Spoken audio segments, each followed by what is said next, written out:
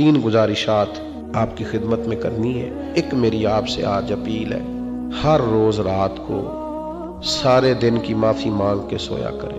कोई पता नहीं आंख खुलेगी कि सारे दिन की, और अकेले बैठ के माफी मांगे और रब से जुड़ें। दूसरी मैं आपसे अपील करता हूँ, खुदारा अपनी जिम्मेदारियों का एहसास करना शुरू करें। वो जो हमारी दीनी जिम्मेदारियां हैं, अपनी नमाजें पूरी करें, वक्त पे नमाज पढ़ें। अगर आपके जिम्मे ज़कात है, सदकात हैं, हज है, कोई और दीनी फरीज़ा है तो उसे वक्त पे अदा करें, उसे लेट।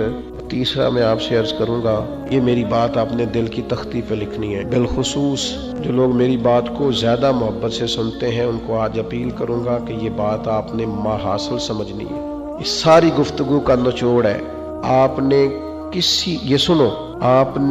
किसी की दुनिया के लिए अपनी आखिरत को खराब नहीं करना। किसी की दुनिया के लिए अपनी आखिरत को खराब, किसी की दुनिया के लिए, अपने बच्चों की दुनिया के लिए अपनी आखिरत को खराब नहीं करना। अपने बहन भाइयों की दुनिया के लिए अपनी आखिरत को खराब, अपने दोस्तों की दुनिया के लिए अपनी आखिरत को खराब, अपनी आखिरत खराब नहीं करनी कतन।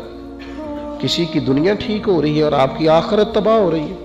किसी के पास माल आ रहा है और आपके लिए जहन्नम का ईंधन आ रहा है। किसी की दुनिया के लिए अपनी आखिरत को कभी खराब नहीं करना। हजरत उमर बिन अब्दुल अजीज रहमतुल्लाह अलैह ने अपने बच्चों से कहा था, बेटा तुम्हारा बाप बुज़दिल था, तुम्हारे लिए माल इकट्ठा नहीं कर सका इसलिए कि दोज़ख से डर गया था। अगर मैं दलेर होता, दोज़ख से ना डरता तो तुम्हारे लिए जायज नाजायज बड़ा कुछ जमा करता।